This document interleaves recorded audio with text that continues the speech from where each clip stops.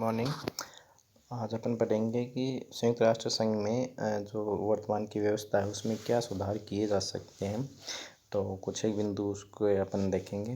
तो सबसे पहला अपन बिंदु है अपना विश्वव्यापी सदस्यता, यानी कि जो संयुक्त राष्ट्र संघ में अब जो जितने भी 193 देश सदस्य माने जाते हैं उसमें जो भी विश्व में जो भी देशों की संख्या है वो उसकी तुलना में बहुत कम है।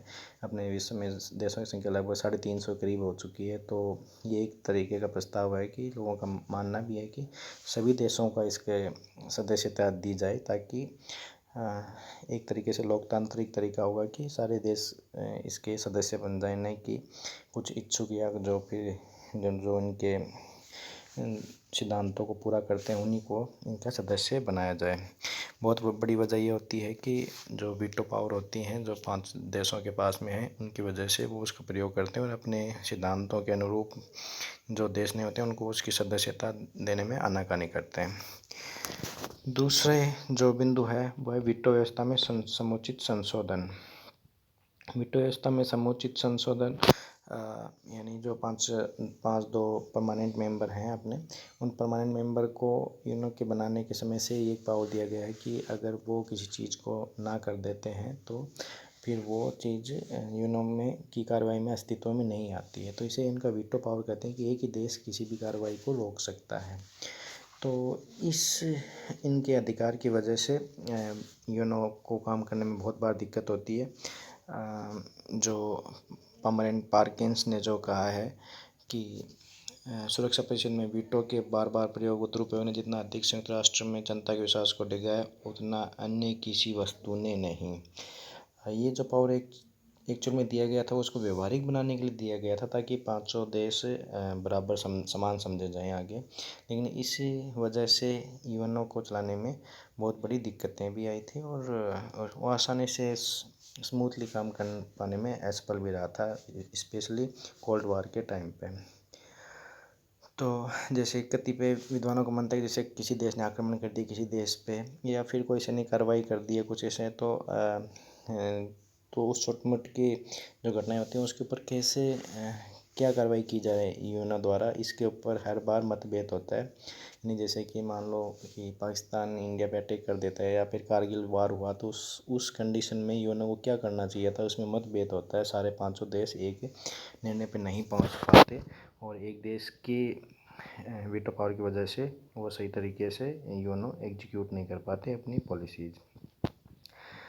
तीसरा आर्थिक और सामाजिक परिषद संबंधी सुधार। ये अपने को पता है एक अंग है यूएनओ का, आर्थिक और सामाजिक परिषद। जो आर्थिक और सामाजिक जो अधिकार या फिर जो आवश्यकताएं हैं उनको पूरा करने के लिए जो बनाई गई थी बेसिकली। यानी इस संस्था का मानना था कि जो युद्ध होते हैं, युद्ध रोकने से युद्ध नहीं रुकते, युद्ध उत्पन्न नहीं होने देने चाहिए, उसके लिए आर्थिक और सामाजिक सुधार जरूरी है। इसके लिए संस्था काम करती है। तो इसमें भी कुछ एक सुधार के लिए एक प्रस्ताव रखा जाता है कि ये मुख्यतः महासभा के नियंत्रण में कार्य करने का विकल्प है। तो ये पूरी तरीके से ये परिभाषित कर दिया जाए, है ना। ये परिभाषित नहीं है कि ये महासभा इसको किस तरीके से नियंत्रित करेगी, किस तरीके से ये कार्य करेगी। अगला बिंदु है महासभा की स्थिति में सुधार। महासभा की स्थिति में सुधार अपने को पता है कि महासभा एक अंग है, तो एज ए जो विधान परिषद की तरह काम करती है, विधान पालिका जो होती है जहाँ पे कानून बनाए जाते हैं, जो संस्था होती है हर देश में काम करती है, उसकी तरह से काम करना चाहिए। उसकी तरह काम करने के लिए ये होता है नॉर्मली कि जो कार्यपालिका होती है, जो यूएनओ में कार्यपालिका समझा जाता है सिक्योरिटी काउंसिल को, वो महासभा के प्रति उत्तरदायी हो जाए, ताकि महासभा की संख्या बल या जिस आधार पे वो तय करते हैं उसी आधार पे से जो सिक्योरिटी काउंसिल है अपने कार्य करे, उसके प्रति उत्तरदायी हो। अगर कुछ भी ऐसा डिसीजन ना ले कि महासभा के लोगों के समर्थन के विपरीत हो। तो एक बहुत बड़े सुधार की हमेशा ही मांग की जाती है, लेकिन होना बड़ा मुश्किल हो जाता है, क्योंकि कोई भी सुधार है वो तभी एग्जीक्यूट किया जा सकता है जबकि जो 5 वीटो पावर वाले देश हैं उस चीज़ को मान लें। इसके बाद में है घरेलू क्षेत्राधिकार का उचित निर्धारण किया जाए।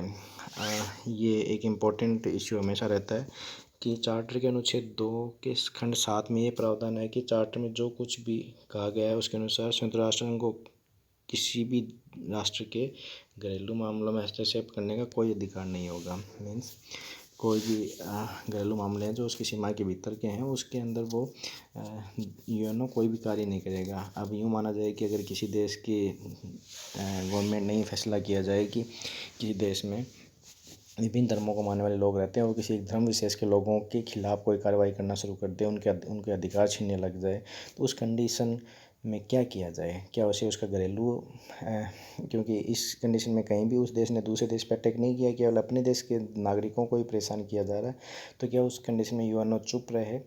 तो बहुत बार ऐसा होता है कि ऐसे घरेलू मामले लोग देशों ने अपने बताए हैं और यूएनओ को कार्यवाही करने से रोक दिया है, वो जो चार्टर का अनुच्छेद 2 है खंड 7 के अनुरूप। तो इसको भी सही वापस करने की ज़रूरत है। जैसे एक बहुत बड़ा एग्जांपल है, जैसे दक्षिण अफ्रीका में रंग भेद की जो नीति थी उसमें उसको घरेलू मामला बताया गया और संयुक्त राष्ट्र संघ के प्रस्तावों का विरोध किया गया। तो इस तरीके के भी ये सुधार किए जाने आवश्यक है। छठा, अंतर्राष्ट्रीय न्यायालय का क्षेत्राधिकार। अंतर्राष्ट्रीय न्यायालय का क्षेत्राधिकार है, एक अंतर्राष्ट्रीय न्यायालय जो अंग है उसको सारे विश्व के सारे देशों पे बाध्यकारी रूप से लागू किया जाए। यानी कि जब दो राष्ट्र हैं आपस में उनके मतभेद हैं, कोई आपस में जो शांति भंग वाले कोई भी कार्य अगर वो कर रहे हैं, अगर वो खुद से नहीं निपटा पाते हैं अपने मामले, तो वो अनिवार्य रूप से अंतर्राष्ट्रीय न्यायालय के पास वो मामला जाएगा और वो जो फैसला करेगा उसके अनुरूप उन दोनों को मानने के लिए बाध्यकारी किया जाए। वर्तमान व्यवस्था ये है कि बाध्यकारी नहीं होता है, ये देशों के मानने पे होता है। तो ये भी एक सुधार की ज़रूरत है, हमेशा रही है। 7वें नंबर पे महासभा में अनुपातिक प्रतिनिधित्व है। अनुपातिक प्रतिनिधित्व अनुपातिक यानी अनुपात के अनुरूप प्रतिनिधित्व। अनुपात किस चीज़ का? जनसंख्या का। जैसे जिस देश की जितनी जनसंख्या है उस अनुरूप उतने प्रतिनिधियों को वोट करने का अधिकार मिलना चाहिए। तो जैसे रूस है, अमेरिका है, चीन, भारत, ये आधे बड़े देशों को 30 सदस्य भेजने का अधिकार और महासभा में उसके 30 ही वोट हों। आज माना ये जाता है कि एक देश का एक ही वोट माना जाता है, लेकिन यूँ माना जाए कि इतने इतने बड़े देशों की जनसंख्या है, उनका भी एक ही वोट हो और एक छोटे से देश की जनसंख्या है उसका भी एक ही वोट हो। यानी इतने लोगों के अधिकारों की रक्षा के लिए उतने ही ज़्यादा प्रतिनिधि होने चाहिए। तो इसके लिए माना जाता है कि जनसंख्या के आधार पर अनुपातिक प्रतिनिधित्व होना चाहिए। संयुक्त राष्ट्र संघ की सदस्यता महासभा प्रदान करे। अगला बिंदु है सदस्यता महासभा प्रदान करें, यानी सदस्यता अभी जो प्रदान करने की व्यवस्था है कि सिक्योरिटी काउंसिल है वो तय करती है किस देश को सदस्यता दी जाए या नहीं दी जाए। तो यानी उन 5 देशों की वीटो पावर से बच के कोई देश सदस्यता पा सकता है। तो इससे कई बार जो शीत युद्ध के टाइम में भी हुआ था, बहुत से राष्ट्र सदस्यता प्राप्त करने से वंचित रह गए थे। जैसे खुद चाइना है, वो 1971 तक सदस्यता नहीं प्राप्त कर सका था। तो इसको भी सुधार किया जाना आवश्यक है। इसके लिए तरीका ये बताया जा सकता है कि महासभा अपने उपस्थित सदस्यों के 2/3 बहुमत से नए सदस्यों को संयुक्त राष्ट्र की सदस्यता प्रदान करे। केवल यही पैमाना हो, नहीं कि सिक्योरिटी काउंसिल की इसमें ज़्यादा इम्पोर्टेंट रोल प्ले करें। 9वें नंबर पे अपना बिंदु आता है एशिया तथा अफ्रीका का उचित प्रतिनिधित्व।